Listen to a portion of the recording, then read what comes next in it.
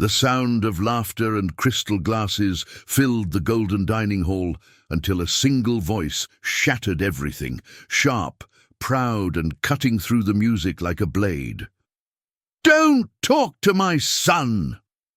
The words echoed across the room, bouncing off chandeliers and polished marble, heavy with the kind of anger that demanded silence. Sophie froze, her tray trembling in her hands, a single drop of champagne sliding down her sleeve like a tear.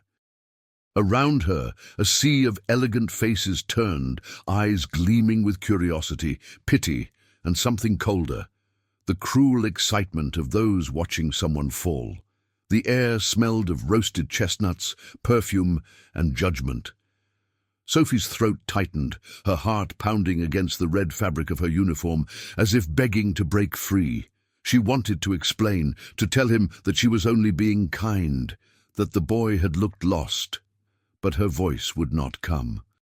Across the table, Liam sat motionless, his eyes hidden beneath trembling lashes, fingers twisting the edge of his napkin as though the world could disappear if he just held on tightly enough. The laughter died. Even the pianist in the corner, sensing the shift, lifted his hands from the keys. Edward Sterling stepped forward, tall, tailored, and terrifying in his certainty. His finger pointed like a judge's verdict, his words dripping with disdain. "You people never know your place." Around him, expensive watches glinted, and whispers spread like smoke. Sophie felt small, smaller than she had in years, yet somewhere beneath the weight of humiliation, something in her refused to bend. The warmth of the Christmas lights behind her seemed to mock the chill in her chest. The silence grew unbearable. The waiter beside her looked down. The maitre d' pretended not to notice. And then, without thinking, Sophie straightened her back. The tray lowered slowly to the nearest table. Her voice, when it came, was quiet, so quiet it made everyone listen. "Maybe he understands kindness better than you ever will." For a heartbeat, time stopped. Even Edward blinked, unsure whether he had been struck or saved. The words hovered between them, gentle but unyielding. Liam's head lifted slightly, his eyes glistening under the glow of the candles. The boy's lips parted as if to speak, but his father's glare held him still. Sophie stood there, her breath steady now, her dignity intact, even as her hands trembled. Around her the murmurs began again, cautious, disbelieving, like ripples in still water. Somewhere in the back, a phone camera blinked red, recording everything. A story was being born, and none of them knew it yet. Edward tried to recover his authority, adjusting his cufflinks with a forced calm, but the tremor in his hands betrayed him. He turned away, muttering something about service and professionalism, pretending she didn't exist. Yet everyone in the room had seen it, the power shift, quiet and undeniable. Sophie's silence was louder than his rage. She felt the sting of humiliation still burning in her skin, but beneath it, something new stirred, the faint, dangerous spark of freedom. She walked toward the kitchen, the weight of the tray gone, but her chest heavier than ever. The click of her shoes against the marble floor echoed through the hall, each step marking the end of something she had long endured. Behind her, the whispers grew louder, phones lifted, heads turned. Liam's gaze followed her until the doors swung shut, his expression filled with something his father had never shown, understanding. Inside the kitchen, the warmth of the ovens hit her face, mingling with the metallic scent of boiling broth. She leaned against the counter, her breath shaky, her eyes glassy but dry. The noise of the dining room faded into a dull hum, and for the first time that night she allowed herself to breathe. The humiliation still stung, but there was peace in knowing she had not remained silent. Outside, in that grand hall wrapped in garlands and false laughter, Edward Sterling returned to his meal, unaware that his empire of image had just cracked. A single phrase from a waitress had slipped through his armor, and though he didn't know it yet, the world was already beginning to watch. Snow began to fall over Manhattan, covering the streets in silence, the kind of silence that comes just before a storm. And in that silence, Sophie whispered to herself, "Maybe that's enough for tonight." Her hands still shook, but her heart felt strangely steady. Somewhere out there, beyond the glass and the glitter, kindness was about to find its voice. The kitchen door closed behind Sophie with a heavy thud, sealing her away from the murmurs and stares that still lingered in the dining hall. For a moment, she stood there motionless, her back pressed against the door, her breath shallow and uneven. The metallic hum of the refrigerators and the soft hiss of boiling pots filled the air, but inside her there was only silence, that strange kind of silence that comes after the storm, when the world seems to hold its breath and wait for something to break. Her hands still trembled, the memory of the tray's weight lingering like a phantom against her palms. She looked around the kitchen, seeing faces quickly turning away. No one said a word. The other waiters kept working, their movements tense, avoiding her as if she had caught something contagious, the kind of courage that makes people uncomfortable. The chef barked an order, pretending not to notice her red eyes. Someone turned up the radio, Christmas music spilling awkwardly into the air, too cheerful, too bright for the moment. Sophie forced herself to move, to breathe, to find rhythm again, even if every sound around her felt like glass scraping against her thoughts. She slipped into the small service corner, where the smell of roasted turkey and cinnamon was strongest. There, she finally allowed herself to lean against the counter, her body folding under the invisible weight of what had just happened. Shame burned hot beneath her skin, but mixed with it was something else, a quiet, pulsing relief. She had spoken, she had not bowed. That truth, fragile as it was, felt like a small flame in the middle of a storm. She feared it might go out, yet somehow it didn't. When she closed her eyes, the scene replayed in fragments. The shocked faces, the flash of a camera, the boy's trembling hands. "Don't talk to my son." The words echoed again, louder this time, bouncing inside her skull until they lost all meaning. She pressed her palms to her temples, wishing she could forget. But then, another image emerged. Liam's eyes meeting hers, full of fear and something unspoken, like gratitude too shy to show itself. That memory softened everything. The humiliation faded just enough for her to take another breath. She walked toward the sink, letting cold water run over her hands until they numbed. Outside the kitchen window, snow began to fall heavier, the flakes thick and slow, catching the city lights like pieces of glass. She watched them drift down toward the street, thinking of how quiet they made everything look from above. "It's Christmas Eve," she whispered to herself, the words trembling in her throat. "And I just ruined my life." The thought hit hard, but there was no self-pity in it, only tired acceptance, like someone watching the last candle burn out. The door creaked, and for a second she froze, thinking Edward had followed her. But it wasn't him. It was one of the younger servers, a shy boy, barely 18, holding a towel in his hands. "You okay?" he asked softly, not looking her in the eyes. Sophie forced a smile that didn't quite reach her face. "Yeah," she lied, her voice too gentle to be convincing. He nodded awkwardly and disappeared again, leaving her alone with the hum of machines and the faint smell of peppermint. She turned toward the reflective glass of the kitchen window, and that's when she saw it, a faint silhouette in the distance, just beyond the double doors. Liam. He was standing near the edge of the dining room, half hidden by the garlands, watching her. His face was pale, his expression unreadable, but his gaze was steady. For a long moment, they just looked at each other through the reflection, the waitress and the boy, both silenced in their own ways. Then he raised a hand slightly, an awkward, hesitant wave, before disappearing back into the crowd. Sophie blinked, unsure if it had really happened. Something in her chest loosened. Maybe it was gratitude, maybe it was hope. Whatever it was, it made the air feel a little less heavy.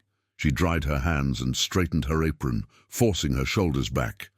The shift wasn't over. There were still tables to serve, plates to clean, orders to take. Life never paused long enough to let wounds heal, but somewhere inside, a small thread of strength began to weave itself again. The night moved on quietly. The laughter from the dining room returned, softer now, tinged with the unease that lingers after witnessing something real. Sophie kept her head down, finishing her duties without a word. Yet beneath her exhaustion there was a strange calm, as if a storm had passed through her and left behind a cleaner sky. Every step she took, every plate she carried, felt heavier and lighter all at once, heavier with memory, lighter with truth.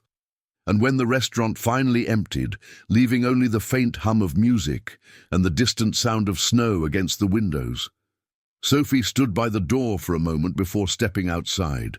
The cold air hit her face, sharp and cleansing. She looked up, letting the snow settle on her lashes, her lips, her heart.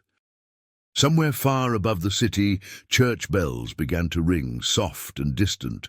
She closed her eyes, breathing in the silence. It didn't feel like the end. Not yet. Just the beginning of something she couldn't name. Morning light crept gently through the thin curtains of Sophie's apartment, painting the cracked walls with soft gold. The city outside was already awake. Horns, footsteps, the distant hum of a subway. But inside, the world was still. Sophie lay half awake on her narrow bed, the blanket tangled around her legs, her breath forming small clouds in the winter chill. She turned toward the small table by the window, where a framed photo of her mother sat beneath a string of broken Christmas lights. Only one bulb still glowed, faint and stubborn, refusing to go out. It was enough to make her smile, even if just for a moment. She rose quietly, rubbing her arms against the cold, and crossed the small apartment. 3 steps to the kitchenette, 2 more to the sink. The faucet coughed before giving her a thin stream of water. She washed her face, watching her reflection in the cracked mirror. Tired eyes, soft lines of worry, a trace of lipstick left from the night before. She didn't look weak, though. There was something steady in her gaze, the quiet strength of someone who had long learned to endure. On the counter sat a jar filled with coins, beside an envelope marked rent. She tipped the jar, counting the sound of each coin as if it were a heartbeat. Still short, always short. A neighbor's radio played softly through the wall, an old Christmas song, muffled but sweet. Sophie hummed along under her breath while tying her hair. The melody reminded her of nights long ago when her mother would sing the same tune while baking cookies in their tiny kitchen. The scent of cinnamon, the sound of laughter, the warmth of hands covered in flour, memories so vivid they felt like ghosts living in the air. Her mother used to say, "Kindness is never wasted, even when it costs you everything." Sophie smiled at the memory, but her chest tightened with longing. It had been 5 years since her mother passed, yet her voice still guided every decision. She slipped into her red uniform, freshly ironed the night before, though the cuffs were beginning to fray. The color brought life to her pale skin, giving her the illusion of confidence. Before leaving, she paused by the window and looked out at Manhattan, towers rising into grey clouds, the streets glistening with melting snow. People hurried by, each carrying their own invisible burdens. Sophie breathed deeply, fogging the glass with a small sigh. "Just one more shift," she whispered, as if her mother could still hear her. "Then I'll be fine." The walk to work was brisk and silent. Snowflakes floated down like tiny secrets from the sky, landing on her hair and melting against her cheeks. She passed storefronts decorated with ribbons and golden bells, each one glowing with promises of joy she couldn't afford. Children laughed near a bakery, their mittened hands clutching hot chocolate, and for a moment Sophie stopped to watch them. It was such a simple kind of happiness. So pure, it hurt to see it from the outside. She smiled faintly and kept walking, her breath visible in the air like smoke. By the time she reached the restaurant, the city had fully awakened. The tall glass doors reflected the morning sun and the hurried figures of staff preparing for the day's rush. Inside, the scent of roasted coffee and citrus polish filled the air. Sophie slipped into her role easily. Greetings, trays, folded napkins, the rhythm of service she knew by heart. The restaurant was her stage, and she moved through it gracefully, invisible yet essential. She had learned long ago that people didn't see waitresses, they saw service, and that invisibility, in a strange way, had become her shield. She took a moment by the window near the back of the dining area, looking out at the falling snow. The reflection of the city lights shimmered against her face, blending her with the world outside. She didn't dream of wealth or fame, only stability, warmth, a little peace. Sometimes when she was alone cleaning tables after hours, she would imagine a small cafe of her own. Nothing fancy, just a place with warm lights and laughter, where people felt seen. The thought comforted her, even if it was only a dream tucked between late bills and long shifts. That morning felt no different from any other, and yet, beneath the routine, something in the air carried a quiet tension, the kind of stillness that comes before a change. The manager mentioned an exclusive dinner planned for that evening, a high-profile event with guests that demanded perfection. Sophie listened politely, unaware that the night ahead would become the turning point of her life. As she wiped down the last table, she noticed her hands, rough from detergent, small but steady, and smiled to herself. "You'll be okay," she murmured, as if repeating a prayer she no longer believed, but still needed to say. Before leaving the break room, she checked her phone. No messages, no calls, just silence. She tucked it into her pocket, tied her apron tighter, and stepped out to the dining floor. The chandeliers above glowed faintly, casting soft light over the polished tables. The scent of pine and vanilla filled the air as the first guests began to arrive. Sophie greeted them with her practiced warmth, her voice calm, her smile real enough to be believed. Outside, snow continued to fall, covering the city in quiet white. Somewhere beyond the glass walls, fate was already waiting. She couldn't have known that this morning, quiet, ordinary, almost peaceful, would be the last time she would ever feel invisible. By late afternoon, the restaurant no longer smelled of coffee and bread, but of polished silver and expensive perfume. Staff hurried through the aisles, carrying trays, arranging centerpieces, and whispering reminders of perfection. The chandeliers had been dimmed to a golden hue, making the room shimmer like a jewel box. Outside, the city glowed beneath the first veil of twilight, the snow reflecting the light of passing cars. Sophie moved quietly among the bustle, her red uniform crisp, her smile steady, though she could feel the pulse of tension beneath her calm. Tonight was no ordinary night. It was Edward Sterling's Christmas charity dinner. She had heard the name before. Everyone had, the billionaire philanthropist who turned generosity into a performance. His company owned half the skyline. His face filled magazines and news feeds, always framed by words like success, power, and legacy. To the world, he was the image of discipline and drive, the man who built an empire from nothing. To those who worked near him, whispers told another story, a man cold as glass who mistook fear for respect. Sophie didn't care for gossip, but something about this evening unsettled her. Charity shouldn't require cameras, she thought. Kindness shouldn't need an audience. In the staff corridor, the maitre d' handed her a small silver card, a seating chart marked with elegant handwriting. "You'll serve table 1 tonight," he said briskly, avoiding her eyes. "That's Mr. Sterling's table. Be professional. Don't speak unless spoken to." His tone was clipped, rehearsed, and final. Sophie nodded silently, her stomach tightening. Table 1. The center of the room. the place where every movement would be watched. She folded the card carefully into her pocket, feeling its edge press against her palm like a reminder of her place. By 6, the first guests arrived. The sound of designer heels and low laughter filled the hall, the air thick with champagne bubbles and polite lies. Sophie moved among them like a shadow, offering drinks, smiling just enough, bowing slightly, the rhythm of practiced invisibility. She could sense their eyes sliding past her, never landing long enough to see her face. Only Liam's gaze, when he entered later with his father, broke through the noise. The boy walked close to Edward, hands in his pockets, shoulders hunched.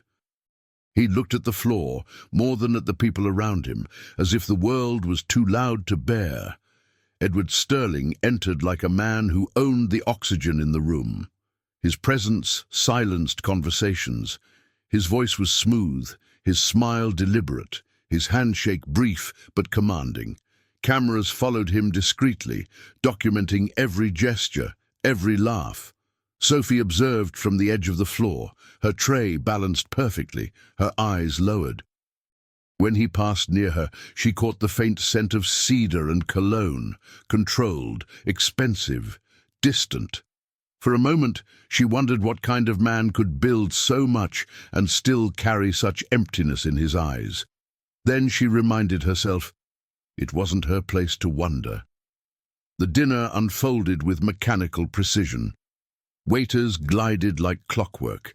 Dishes emerged from the kitchen in gleaming lines, and speeches about compassion echoed through the speakers. Edward stood to speak, his voice measured and warm enough to be convincing. "Tonight we celebrate generosity," he said, smiling toward the cameras, "because giving reminds us that we are human." Applause filled the room. Sophie stood near the corner, holding a tray of desserts, her heart twisting at the words. Generosity, she thought, shouldn't feel rehearsed. She watched him clink glasses, each smile perfectly timed, and for the first time, pity replaced her discomfort. A man so rich, yet so desperate to appear good. When she approached the main table, she noticed Liam again. He wasn't eating. He traced circles on the tablecloth with his fork, lost in the rhythm of it. His eyes flickered toward her briefly. A glance, soft but curious. Sophie offered him a small smile, one that said nothing and everything at once. "I see you." He blinked, surprised, then looked away. But she saw the faintest movement of his lips, like the shadow of a smile returning one heartbeat too late. It was such a small moment that anyone else might have missed it. She didn't. From across the table, Edward noticed too. His gaze sharpened, a single silent warning that sliced through the air. Sophie immediately looked down, pretending to adjust a plate, her pulse quickening. She could feel his eyes lingering on her, cold and assessing. But Liam, oblivious, continued tracing circles, lost again in his own quiet world. Edward returned to his conversation, laughing at a joke told by a man in a silver suit, though his smile didn't reach his eyes. The pianist began to play a slow carol, the melody soft and distant, and for a fleeting moment the world felt almost peaceful. In that glow of candlelight, Sophie felt something strange, a whisper of intuition, a sense that this evening was carrying her towards something inevitable. The lights, the music, the perfection, it was all too fragile, too rehearsed, as though one small truth could shatter it.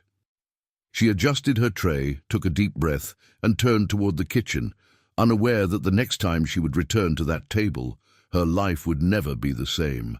Outside, beyond the frosted windows, snow began to fall again, silent, unjudging, pure.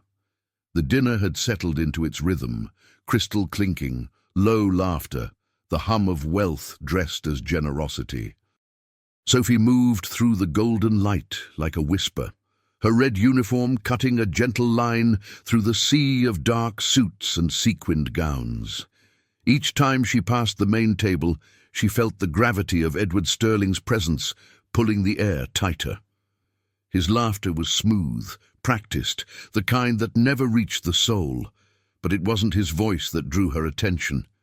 It was the boy beside him, quiet and distant, tracing the rim of his glass with a trembling finger. Liam's world seemed smaller than the room he sat in. He flinched at sudden laughter, blinked rapidly when someone clapped nearby. His fork lay untouched beside the plate, and his eyes never lifted fully. Sophie recognized the loneliness of someone unseen. Between trays of appetizers and plates of roast duck, she found herself glancing at him, not with pity, but with a kind of knowing, the quiet recognition of another soul left out of place.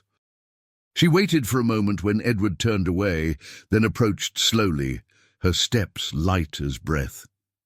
"Would you like a reindeer, sir?" she whispered softly, folding a napkin in her hand. The motion was quick, precise, a small trick her mother had taught her when she was a child. Within seconds, the white cloth became a tiny reindeer, its ears perked, its shape delicate and awkwardly beautiful. Liam stared at it, puzzled at first, then smiled. A small, real smile that barely reached his eyes, but changed everything about his face. "It's nice," he said quietly. "Thank you." His voice trembled, uncertain, yet full of sincerity. Sophie placed it beside his plate, her heart warming like a candle in the cold. For a brief moment, the world was still. The music softened, the chatter blurred into background noise. It was a moment too gentle for such a place, too honest for a room built on appearances. Then a shadow fell across the table. Edward's hand reached down, swift and hard, grabbing the napkin reindeer and crushing it into a tight ball. The sound of paper twisting broke the silence like a gunshot. "That's not your job," he said sharply, his tone low but edged with fury. His smile returned a second later, polished and false, for the benefit of the cameras. "Just serve the food, please." Sophie froze. Her breath caught halfway. The heat of humiliation rose in her cheeks, though she kept her posture straight. "I'm sorry, sir," she whispered, her voice steady despite the sting. Edward didn't look at her again. He dropped the crumpled napkin onto the plate as if discarding a mistake, then turned back to his conversation, the incident already forgotten. But Liam's face told another story. His eyes widened with hurt. Not because the reindeer was gone, but because someone had taken his small piece of connection and crushed it. He looked at Sophie, silently apologizing for something that wasn't his fault. Sophie's hands trembled as she adjusted the tray. She wanted to say something, anything, but the words caught behind her teeth. She had seen this kind of power before, the kind that punished kindness, the kind that measured control by how easily it could make others small. Around her, the room carried on as if nothing had happened. Laughter rose again, glasses clinked, the pianist played a cheerful melody. But under the surface, something fragile had cracked.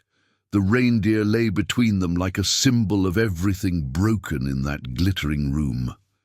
When Sophie retreated toward the kitchen, she caught her reflection in the mirror-lined wall. Calm face, trembling eyes. She hated that she had apologized.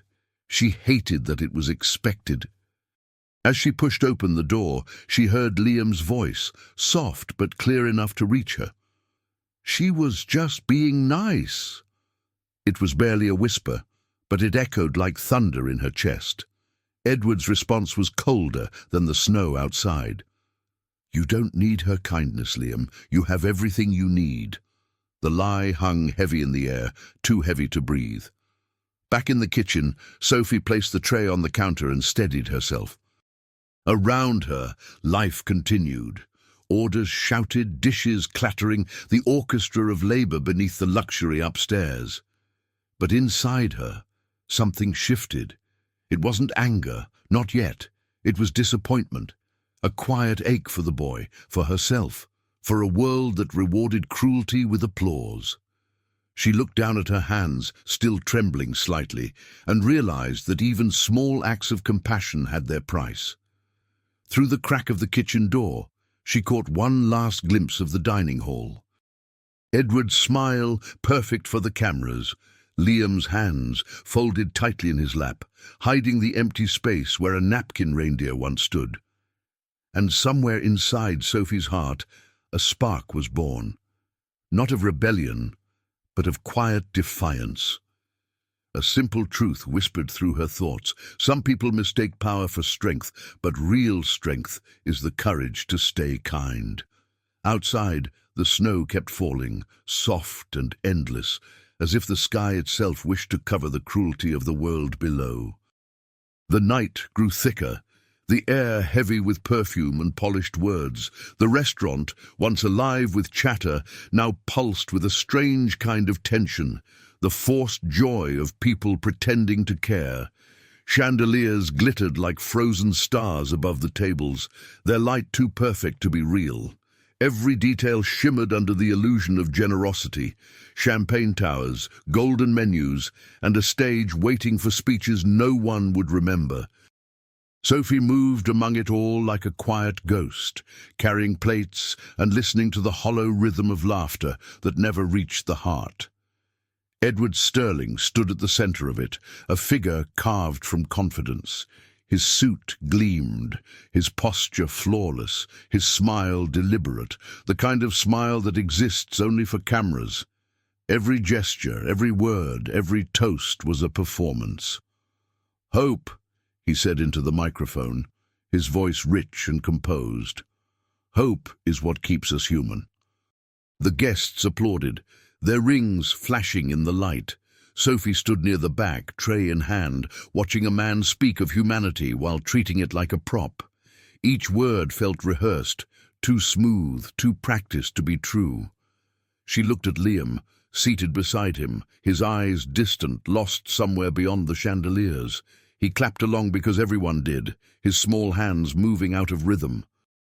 Sophie saw his discomfort, the way he flinched when people laughed too loud, how he traced the rim of his plate again and again, seeking comfort in repetition. Her chest tightened. She wanted to tell him that it was okay not to fit in, that the noise wasn't his fault. But her voice, once again, had no place here. She was part of the scenery, a servant in a world that rewarded silence. Between courses, she carried new plates to the main table. The weight of the silver felt heavier than usual, pressing against her wrists.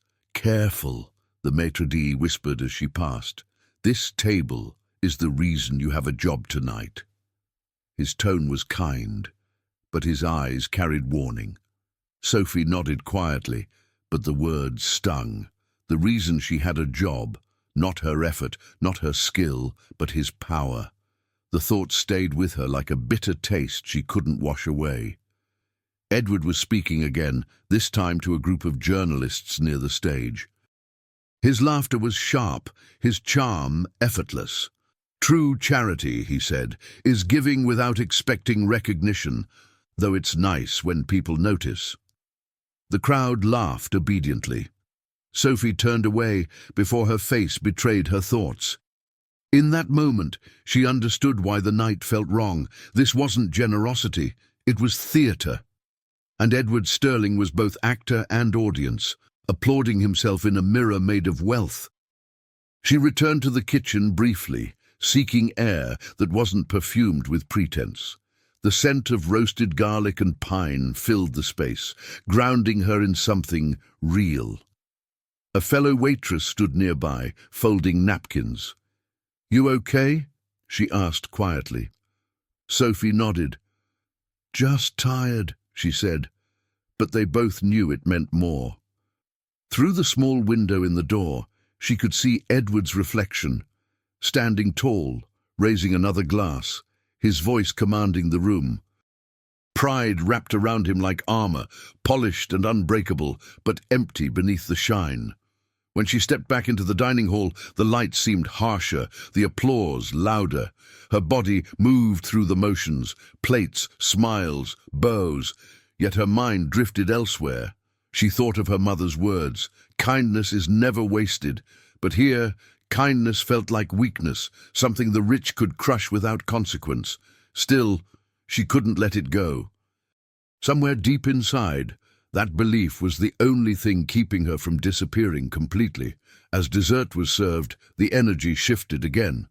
Guests grew louder, looser, drunk on wine and self-importance.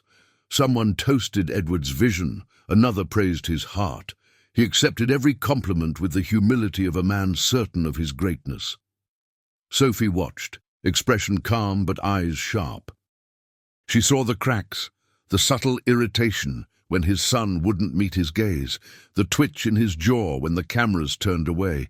Pride, she realized, was a heavy crown, and those who wore it too long forgot the shape of their own humanity. Toward the end of the night, Sophie brushed past Liam's chair again. He didn't look up, but she felt his quiet presence, like a note in a song no one else could hear. His fingers tapped against his knee, matching the rhythm of the music, seeking calm in repetition. For a moment, Sophie's heart ached with understanding. She wanted to give him another folded napkin, another reindeer, another moment of kindness. But Edward's glare from across the room froze her in place. The message was clear. Know your place. Stay silent. She turned away, returning to her corner, her tray empty, but her thoughts full. The evening dragged on beneath a ceiling of glittering lies. When the final toast was made and the guests began to leave, Sophie caught her reflection in a glass door, small, tired, but still standing. The echo of Edward's voice lingered in her mind. Hope is what keeps us human. She wondered if he believed it.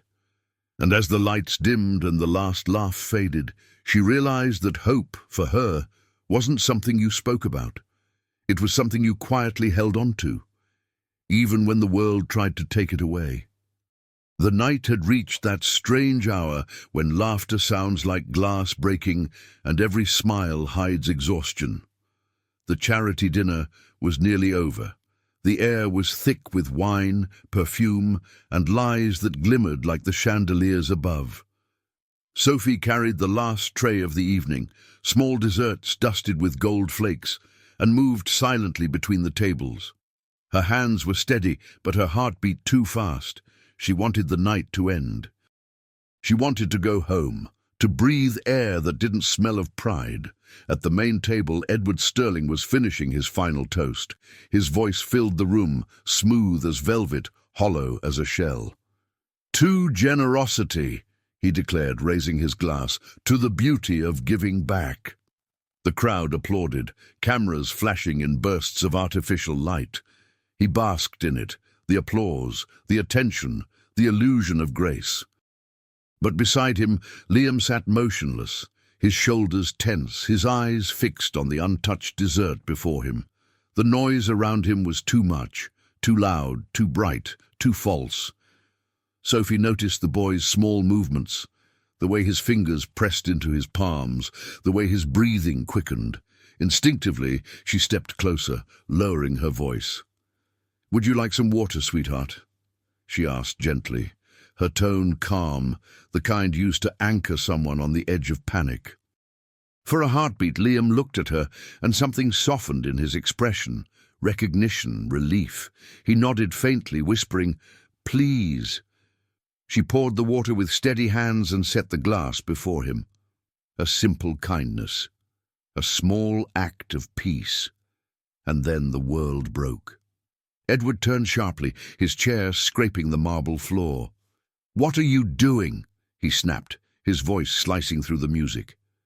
Every conversation stopped. Sophie froze, her fingers still on the pitcher. He asked for water," she said softly. Edward's eyes blazed, his voice rising. "Don't talk to him like that. He doesn't even understand you. Just bring the food and smile." The words rang across the room like a slap. A silence followed, deep and electric. The chandeliers seemed to hum. The guests shifted uncomfortably, unsure whether to look or to pretend. Sophie stood perfectly still. The world tilted around her, but she didn't step back. Across the table, Liam's face crumpled, his eyes wide with confusion and pain. A soft, trembling sound escaped his throat, something between a breath and a cry. Edward's jaw tightened as if embarrassed by his own son's emotion. "Stop that," he hissed, low but audible. Something inside Sophie broke and rebuilt itself in the same instant. The fear that had lived in her for years, the obedience, the silence, it all vanished beneath a flood of quiet courage. She set the pitcher down gently, straightened her back and met Edward's eyes. Her voice, when it came, was calm, almost tender. "Maybe he understands kindness better than you ever will." It was not loud, but it was enough. Enough to silence the room completely. For a heartbeat, no one moved. The pianist's hands froze above the keys. The maitre d' stopped mid-step. Even the cameras seemed to hesitate. Then the whispers began, a ripple of disbelief, of awe, of something like shame spreading across the tables. Sophie felt her pulse in her throat, steady and fierce. Edward's face flushed crimson. "How dare you?" he breathed, but his voice faltered. He looked around, realizing every pair of eyes was on him, watching, recording, remembering. The sound of a phone camera clicking shattered the silence. A single flash captured Sophie standing tall beneath the chandelier, her eyes steady, her hands empty but strong. The moment hung there, fragile and eternal, before splintering into chaos. Edward pushed his chair back violently, the legs screeching across the marble. "You're finished here!" he roared. "Get out right now!" Sophie didn't move. She didn't cry. She simply nodded once, calm and strange in her composure. "I was already gone," she whispered. Her voice trembled only at the edges, like a candle flickering against the wind. Then she turned away, each step slow, deliberate, echoing across the hall. Behind her voices rose, confusion, judgment, gossip. But she heard only the soft sound of snow tapping against the windows. As she reached the door, she looked back one last time. Liam was staring at her, tears streaking his face, his small hands clenched in his lap. She met his gaze, offering a faint smile, a promise that what she had done wasn't for pity, but for truth. He nodded once, and that was enough. The door swung open, letting in a rush of cold night air. The music had stopped. The night outside was silent, except for the distant hum of the city. Snow fell in quiet spirals, wrapping Manhattan in white. Sophie stepped out into it, her breath clouding before her, her heart both heavy and light. Behind her, a room full of people returned to their wine and whispers, pretending nothing had happened. But something had, something irreversible. The door closed behind her with a soft, final click, and the sound of it felt louder than Edward's shouting. Sophie stood still for a moment, her body trembling against the cold, the noise of the city muffled by falling snow. The wind stung her cheeks, carrying the distant sound of church bells and taxis, a strange mix of holiness and hurry. She pulled her coat tighter around her shoulders, realizing only then that her uniform was still damp from spilled water, the fabric stiff with salt and nerves. Her breath came out in clouds, dissolving into the dark. She began to walk, with no direction, her shoes crunching softly against the thin layer of ice that had gathered on the sidewalk. Neon lights from the shops flickered across her face. Red, green, gold. The colors of a holiday that suddenly felt cruel in its brightness. She passed couples holding hands, children pointing at window displays, laughter spilling into the night like music from a life she didn't belong to. Each sound, each light, each warm window reminded her of everything she didn't have. Her hands ached from the cold, but she kept walking as if distance could erase what had happened. "Don't talk to my son." The words echoed in her head, sharp and relentless. She replayed every moment, the silence, the stares, the look in Liam's eyes. Shame crept up her throat like fire, followed by a flicker of pride she didn't know how to hold. She had stood up to him, yes, but at what cost? The restaurant would never take her back. Her reputation, gone. The rent, still unpaid. The future, uncertain as the snow. When she finally reached her building, the hallway smelled of old paint and loneliness. She climbed the stairs slowly, each step heavier than the last. Inside her apartment, the silence was thick, the kind that swallowed everything. She dropped her bag to the floor and sank into the nearest chair, staring at the small Christmas tree in the corner. Half its lights had burned out, the remaining few blinking weakly like tired hearts. For a moment she wished she could turn them all off, just let the darkness be complete. Her phone buzzed on the table, startling her. A single message from an unknown number appeared. "You did the right thing." She frowned, confused, her heart tightening. There was no name, no explanation. She thought of Liam, his shy eyes, his trembling hands, and somehow, she knew, the thought both comforted and broke her. She set the phone down and covered her face with her palms, the tears coming slow and silent. It wasn't regret that made her cry. It was exhaustion, the kind that sits deep in the bones, too heavy to name. She stood and went to the window, wiping her cheeks with the back of her hand. Outside, snowflakes drifted past the streetlights, each one glowing for a brief moment before vanishing into the dark. The world looked peaceful from up here, clean, quiet, untouched by cruelty. Sophie pressed her forehead against the glass, the cold biting into her skin. "What now?" she whispered, not to anyone, just to the silence itself. The city didn't answer. It never did. She thought of her mother, of that soft voice that used to calm her after long days. "When life turns cruel, Sophie, be gentle still. That's when kindness matters most." The memory cut deep, but it also steadied her. She took a deep breath and closed her eyes, letting the tears dry. Maybe she had lost everything tonight, but she hadn't lost herself. That, she decided, had to mean something. The hours passed quietly. The hum of a heater filled the room, the clock ticking soft and steady. Sophie changed into her old sweater and sat by the window until the sky began to pale.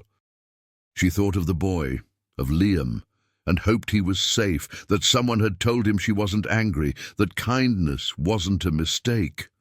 Somewhere inside her, a fragile peace began to grow, as if the night itself was forgiving her for being human.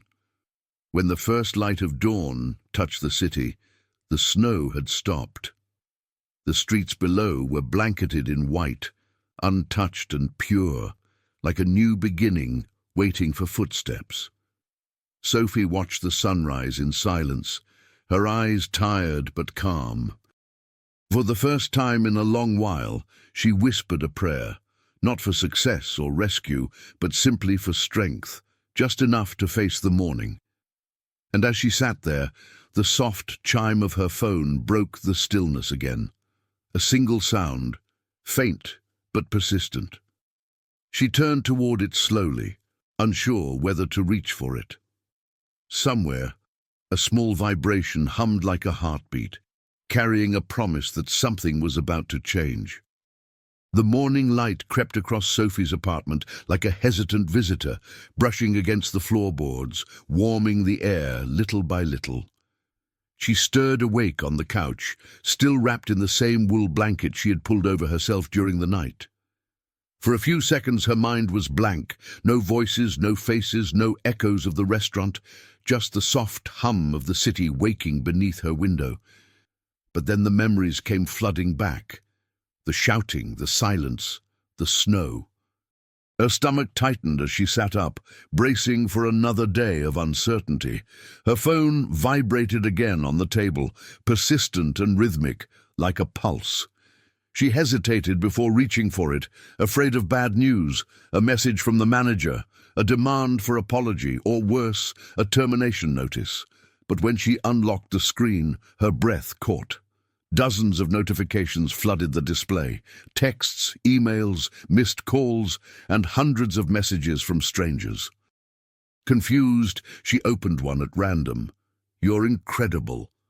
Another, "That man needed to hear it." And another from someone named Claire. "Thank you for standing up for that boy. My son is autistic too. You made us cry." Her heart pounded. She scrolled faster, disbelief growing with every message. News headlines filled her feed. Waitress defends autistic teen from Billionaire on Christmas Eve. Kindness goes viral in Manhattan restaurant. The photo, that photo, was everywhere. Her standing under the chandelier, Edward frozen mid-yell, Liam's small figure blurred beside him. Sophie's hands shook as she stared at her own image, caught in a moment she hadn't planned, hadn't wanted, but that somehow spoke louder than anything she'd ever said. She pressed the phone to her chest, her breath uneven, tears rising without permission. The world had seen her, truly seen her, not as a nameless waitress, but as a person who had chosen kindness in the face of cruelty. For a long moment she sat there, her apartment filling with light, unsure whether to laugh or cry. It felt unreal. The same silence that had crushed her last night now held something gentler. Recognition. Maybe even grace. Her phone buzzed again, a new message sliding onto the screen. This one was different. Simple. "Hi, this is Liam." The words were plain, but they struck deeper than any headline. Sophie's fingers hovered above the keyboard, her throat tightening. She typed slowly, "Hi, Liam. Are you okay?" There was a pause, long enough to make her doubt he'd answer. Then came his reply, "Yeah, I saw the video. My mom showed me. Thank you for helping me." Sophie covered her mouth, a quiet sob escaping. She typed back, "You helped me too." And she meant it. That small connection, that fragile thread of understanding between them was the one thing from that night she didn't regret.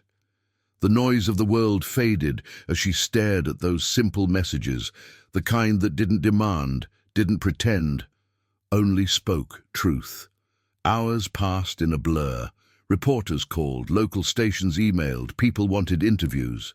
Sophie ignored most of them, answering only those who spoke kindly. She wasn't chasing fame, she wanted peace. Still, deep down, she couldn't help feeling that something bigger was happening, not just to her, but around her. Messages kept coming from parents, from teachers, from strangers who said her words had reminded them that dignity doesn't belong to the rich, but to the brave. She made herself coffee, black, strong, and sat by the window. The city below looked softer under the pale winter light, the snow gleaming like promise. For the first time in months, she didn't feel invisible. She could almost hear her mother's voice whispering in the quiet, "See, Sophie, kindness finds its way home." That thought alone filled her eyes again with tears. But this time, they didn't sting. By afternoon, she turned on the TV, her curiosity getting the better of her. The same video played on every channel, Edward's outburst, her calm reply, the stunned silence that followed. Each replay made her stomach twist. She hated seeing herself like that, but she also saw something else. Truth stripped bare in a world addicted to performance.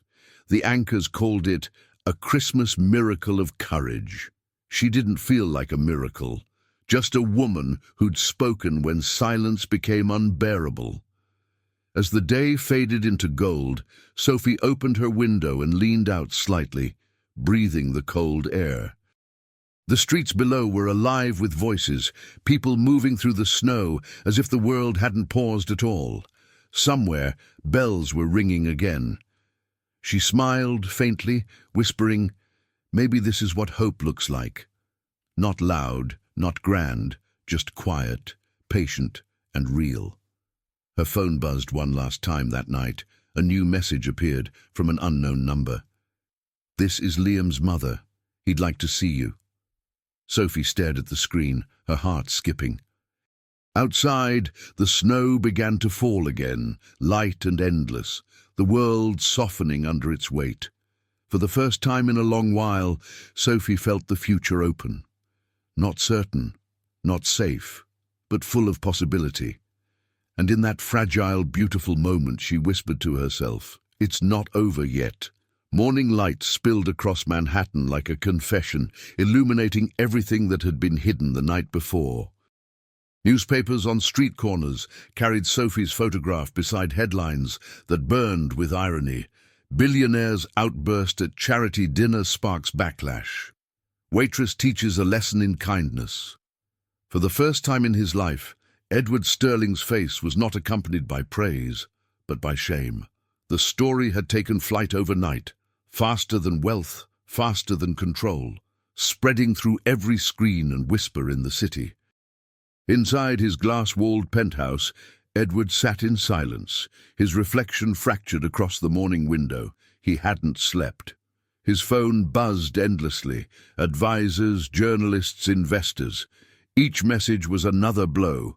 Partnerships withdrawing, sponsors distancing themselves, headlines dissecting his cruelty frame by frame.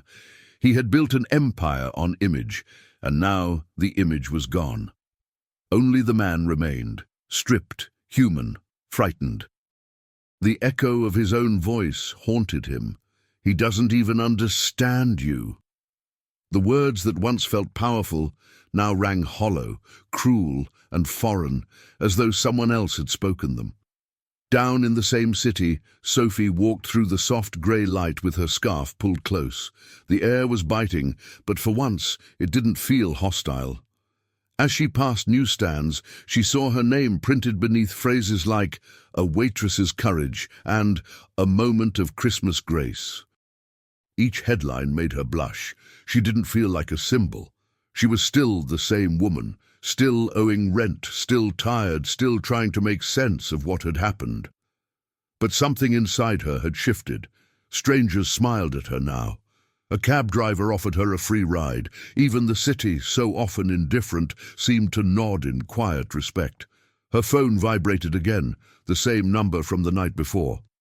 "This is Claire Sterling," the message read. "Liam's mother. We'd like to meet." "He's been asking for you." Sophie stopped on the sidewalk, her breath visible in the cold. For a moment she hesitated.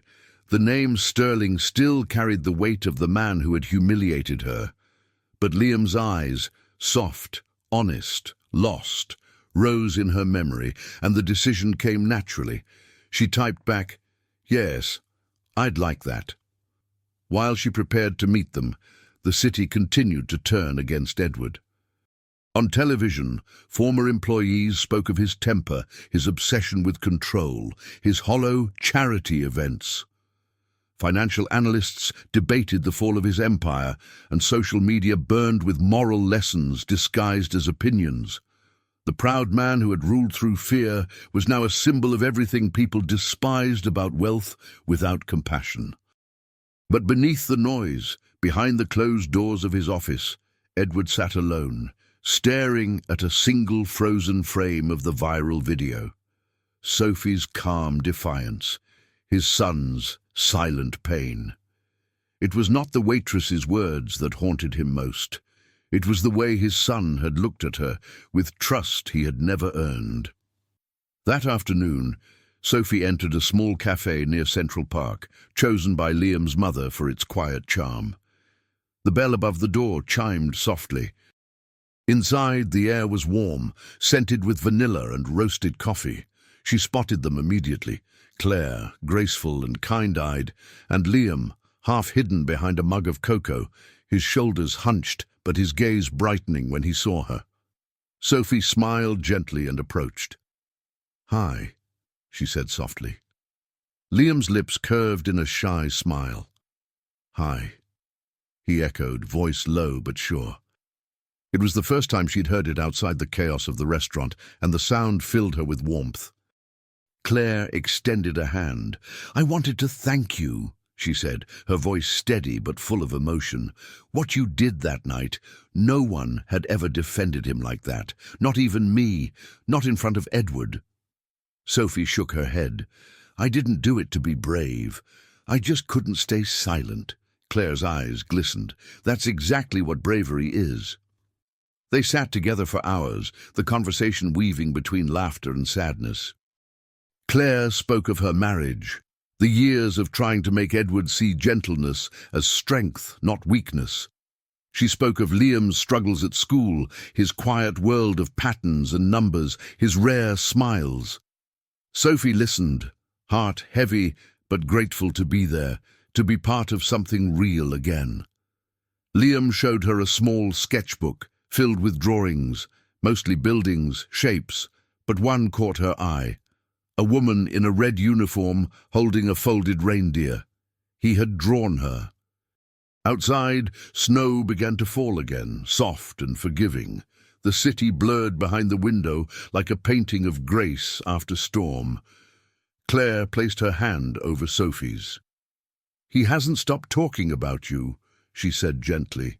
"He said you looked at him like he mattered." Sophie smiled faintly. "Because he does." The words came easily, like a truth too obvious to need courage. Across town, Edward watched the same snowfall from behind his office glass. For the first time in years, his reflection frightened him. The arrogance was gone, replaced by the unmistakable emptiness of a man who had traded love for control. He reached for his phone, hesitated, and set it down again. Pride still held his hands, but guilt had begun to speak. And in the gentle symmetry of that winter day, fate returned to each of them, not as punishment or reward, but as quiet truth. What we give, we become. The snow outside the cafe had thickened, soft and soundless, wrapping the city in white. Inside, the warmth was steady, the hum of a heater, the scent of cinnamon and cocoa, the low murmur of quiet conversation. Sophie sat across from Liam and his mother, feeling something unfamiliar settle inside her. Peace, fragile but real. For the first time in days, no one was filming, no one was watching, and no one expected her to speak for the world. She was simply there, a woman sharing a table with two people who understood more than most. Claire stirred her coffee slowly, her gaze distant, almost wistful. "Edward wasn't always like this," she said softly, breaking the silence. "He used to be kind. Before the money, before the empire, he was different." Sophie hesitated, unsure how to respond. She had imagined many things about the man who'd humiliated her, but kindness was never one of them. Claire smiled faintly, sensing her disbelief. "It's hard to picture, I know. But there was a time when he laughed easily, when he loved without needing to prove anything. Success didn't change him overnight, it just gave his fears a crown." Liam listened quietly, tracing the rim of his mug with one finger, as if following the rhythm of his mother's words.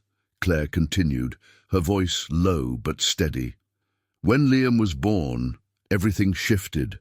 Edward didn't know how to love him the way he needed. He wanted the world to admire his son, not understand him, and when the world didn't, he turned bitter. It's easier to command than to connect. He chose pride because love terrified him." She looked down, her lashes trembling. "I left when Liam was 10. I couldn't keep living in a house where kindness was treated like weakness." Sophie's chest tightened. She looked at the boy, at his quiet strength, and imagined what that kind of childhood must have been, growing up in a palace without warmth, in a world that applauded your father's name but never spoke yours. She reached across the table gently, her hand resting near Liam's. "He's lucky to have you," she whispered to Claire. The woman smiled through glassy eyes. "We're lucky to have each other," she said softly. "But lately, I think he's starting to see his father differently." The video forced him to look at himself. Maybe it was the first time he saw what the rest of us have been seeing for years. Liam looked up, meeting Sophie's gaze. "He called last night," he said quietly. His voice was small, but sure. "He cried." The word hung between them, almost fragile. Sophie blinked, unsure if she'd heard right. "He cried," she repeated softly. Liam nodded. "He said he's sorry. Not to me, not yet. But I think he meant it." The cafe seemed to grow still, the world outside muffled by snow. There was something sacred in the boy's calm honesty. No bitterness, no pride, only truth spoken without agenda. Claire reached into her bag and took out a small box wrapped in gold paper. "He asked me to give you this," she said, sliding it across the table towards Sophie. "He didn't know how else to reach you." Sophie stared at it, uncertain whether to touch it. The paper shimmered faintly under the light, its folds careful but imperfect, not the work of a servant or a secretary, but of trembling hands. She hesitated, then untied the ribbon. Inside lay a small silver pendant shaped like a snowflake, simple, delicate, and unmistakably personal. There was a note folded beneath it, written in a sharp, familiar hand. "Kindness is a language I forgot. Thank you for reminding me it still exists." Sophie's breath caught. The words were few, but they carried a weight she couldn't measure. For a long moment she couldn't speak. Her throat tightened, her eyes stung. She had expected defensiveness, pride, excuses, not this. She closed the box gently and looked at Claire. "Why would he send this?" she asked softly. Claire's smile was weary but tender. "Because he's finally learning the cost of pride," she said. "And because, for the first time in years, someone told him the truth without wanting anything in return." Liam watched her closely, his eyes glimmering. "He used to tell me that snowflakes are all different," he said suddenly, his voice clear and sure. "But they all melt the same. I didn't like that. I like to think some of them stay." Sophie smiled faintly, her heart aching with tenderness. "Maybe they do," she whispered. The boy nodded, as if that answer was enough. Outside, the snow kept falling, endless and soft, blurring the city into watercolor. Sophie glanced at the pendant again, the way the silver caught the light. Fragile, fleeting, but beautiful. For the first time since that night, she didn't feel anger toward Edward. She felt something quieter, deeper, understanding. Maybe forgiveness didn't always begin with apology. Maybe it began with seeing the pain behind the cruelty. As they left the cafe, the world around them glowed in muted gold. Liam walked between the two women, holding his mother's hand in one and Sophie's in the other. The snowflakes swirled above them, countless and unique, melting before they reached the ground, or perhaps, as the boy believed, finding some way to stay. And somewhere far away, behind the tall glass windows of his empty home, Edward watched the same snow falling and whispered into the silence, "I'm still learning."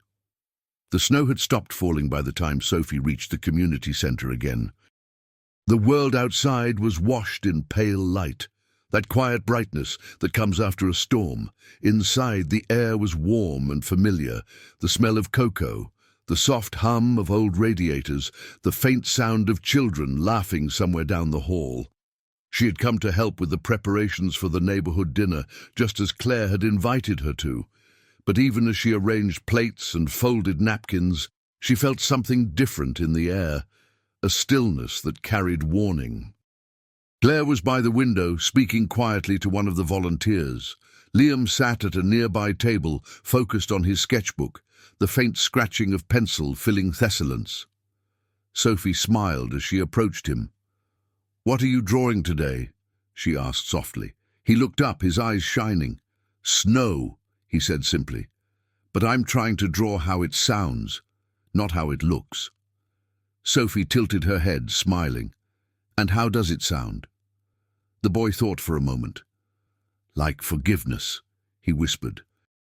Before she could answer, the door opened. A gust of cold air swept through the room, and with it, Edward Sterling.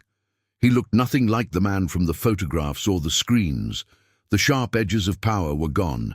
His tailored suit hung loose, his hair unkempt, his eyes shadowed by nights without sleep. For the first time, Sophie saw him not as a figure of arrogance, but as a man, exhausted, uncertain, almost fragile. The room seemed to still around him. Claire froze mid-sentence. Liam's pencil stopped moving. Sophie's breath caught, though her hands did not tremble. She straightened slowly, meeting his eyes across the space that felt wider than it truly was. Edward hesitated by the door, the weight of invisible judgment pressing on his shoulders. When he finally spoke, his voice was quiet, stripped of its usual control. "I wasn't sure I should come," he said, "but I couldn't stay away." Claire's expression softened slightly, but her words were firm. "You're not here for appearances anymore, Edward. There are no cameras here. Just truth." He nodded once, swallowing hard. "That's why I'm here." He turned toward Sophie. For a long moment, neither spoke. The silence between them felt alive, breathing, fragile. Edward took a slow step forward. "I watched the video again," he began, his voice trembling. "Over and over. I wanted to hate it. I wanted to hate you. But every time I saw my son's face, and I saw yours, and I realized I wasn't angry at you. I was angry at the part of me that still knew you were right." His words landed softly, but their weight filled the room. Sophie said nothing. Her throat was tight, but her gaze was steady. Edward continued, the control in his voice breaking little by little.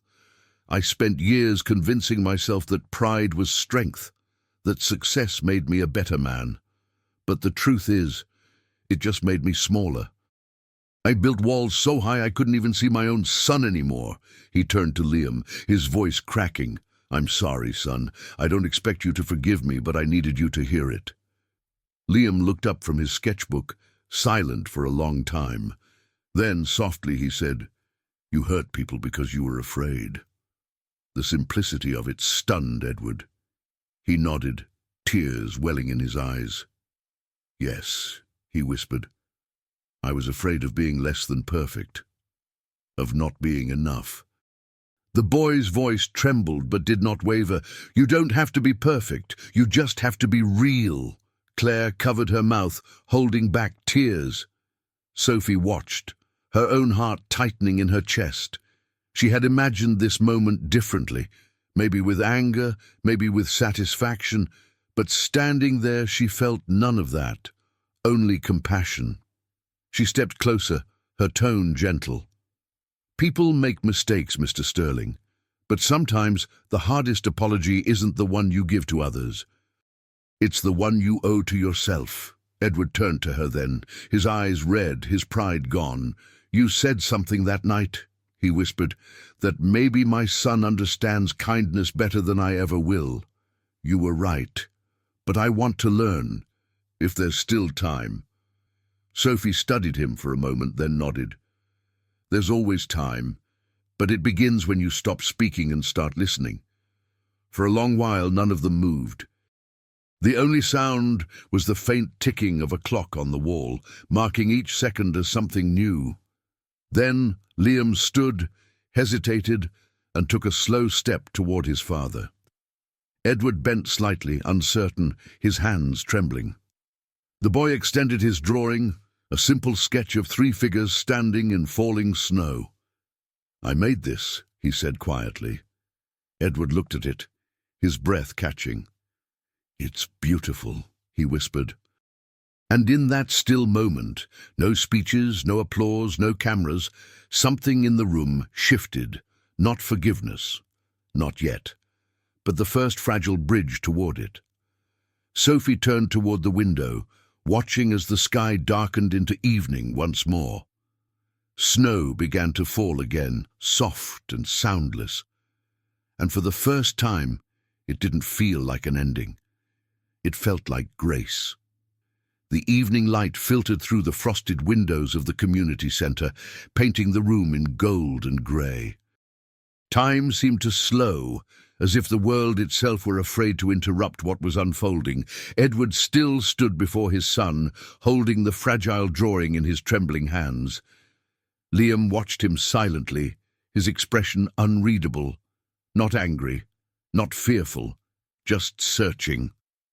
Sophie and Claire remained nearby, quiet witnesses to something fragile and sacred, the slow thawing of a frozen heart. For a long moment, no one spoke. Then, softly, Liam said, "You never looked at me like this before." His voice was gentle, but the words cut through the air with childlike honesty. Edward's breath caught. "I didn't know how," he confessed. "Every time I looked at you, I saw everything I didn't understand, and that scared me. So I pretended not to see at all." The boy tilted his head slightly, eyes narrowing as if considering the truth. "It hurt," he said simply. "I know," Edward whispered, his voice breaking, "and I am so sorry." He knelt then, the proud man brought low not by defeat, but by love rediscovered. His hands shook as he set the drawing aside.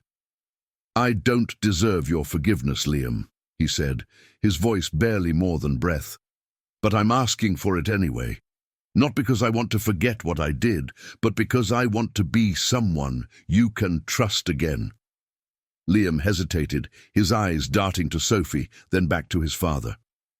For a second, the room held its breath. Then the boy stepped forward and wrapped his arms around Edward's neck. The embrace was awkward at first, stiff, unsure, but then something gave way. Edward's arms tightened, his face buried against his son's shoulder, and the dam broke. Years of silence, of distance, of unspoken apologies spilled out in the quiet sound of a man's sobs.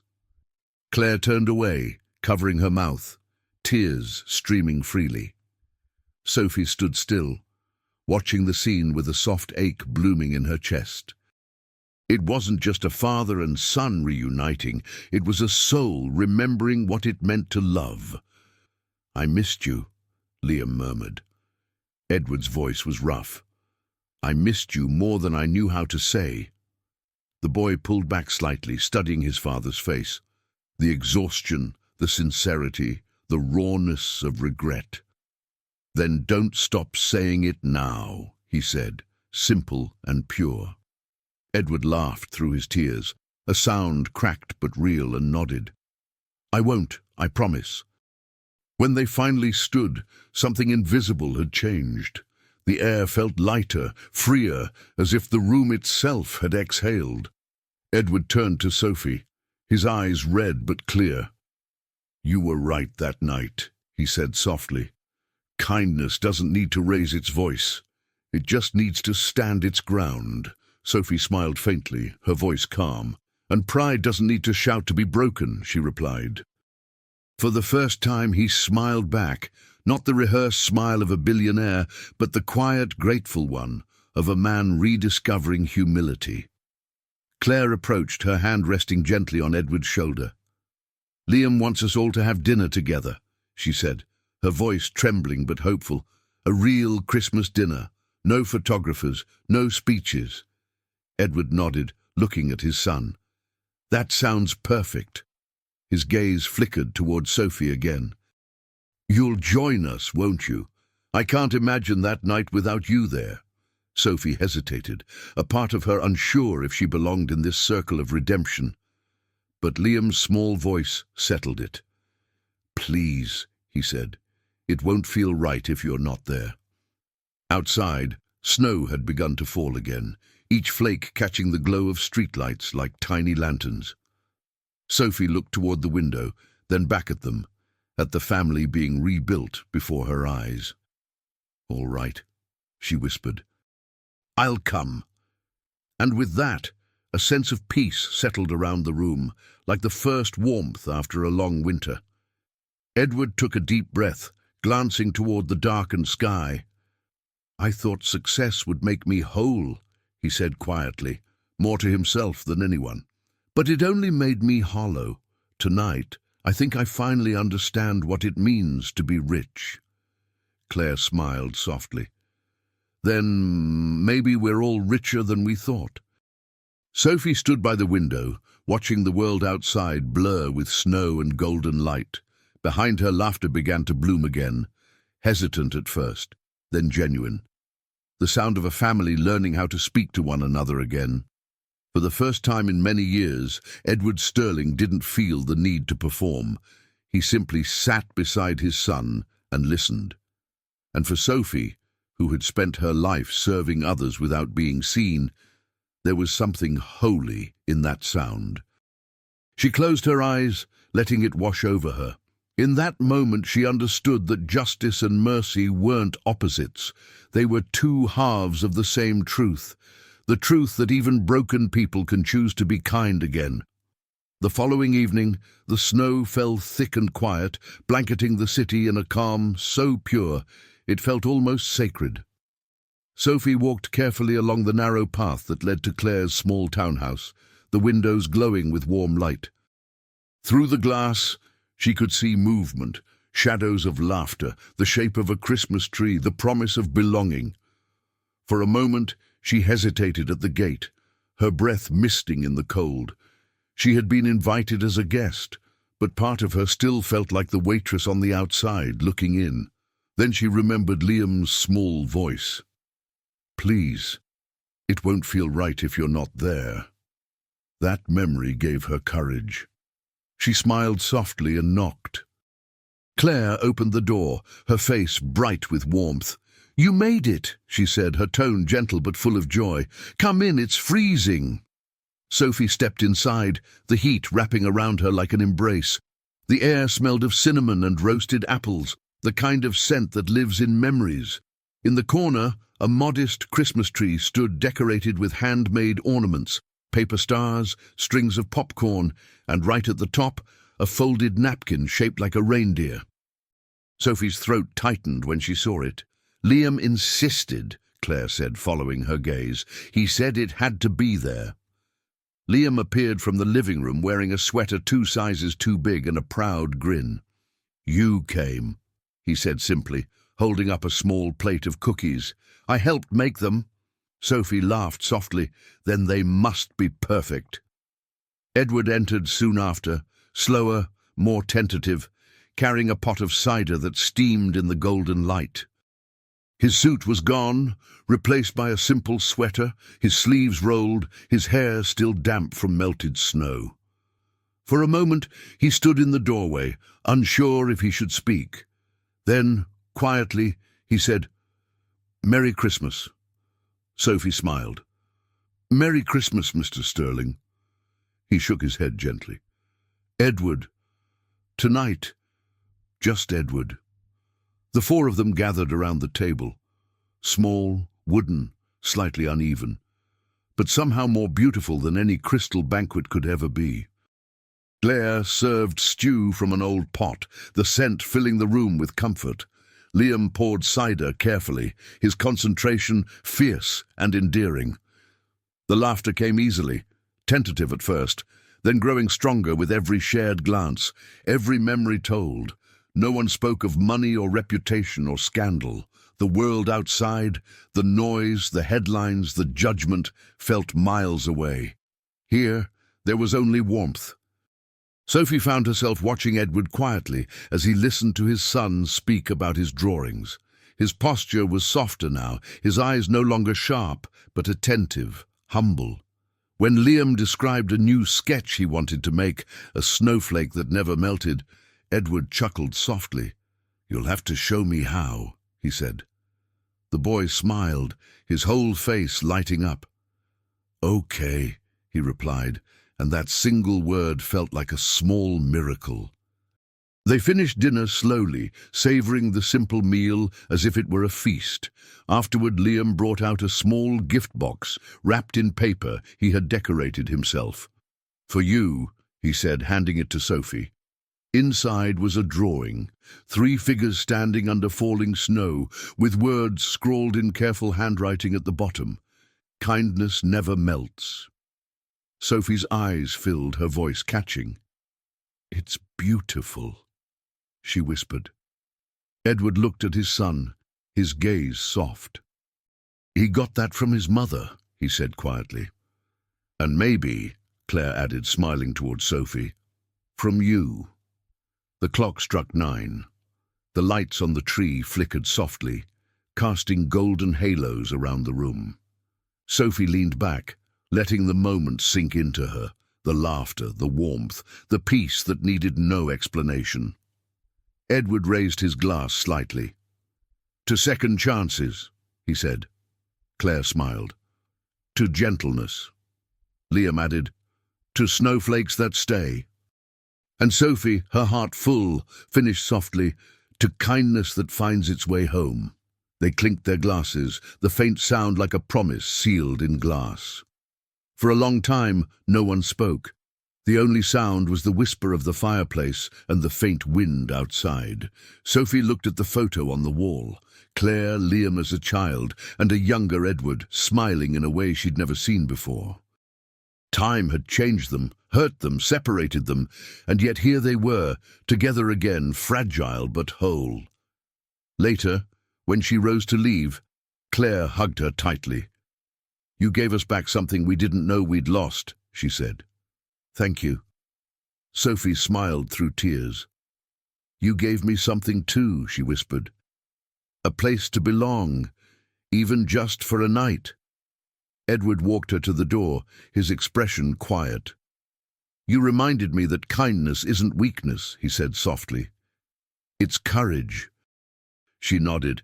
"Then hold on to it this time," he smiled. "I will." Outside, the snow was falling again, slower now, each flake glowing in the lamplight. Sophie paused on the sidewalk, turning once more toward the house. Through the window, she saw the small family gathered near the fire, their laughter faint but clear. She pulled her scarf closer, her breath misting in the air. For the first time in years, her heart didn't feel heavy. It felt warm. And as she walked home under the quiet snowfall, she realized that some miracles don't arrive with angels or trumpets.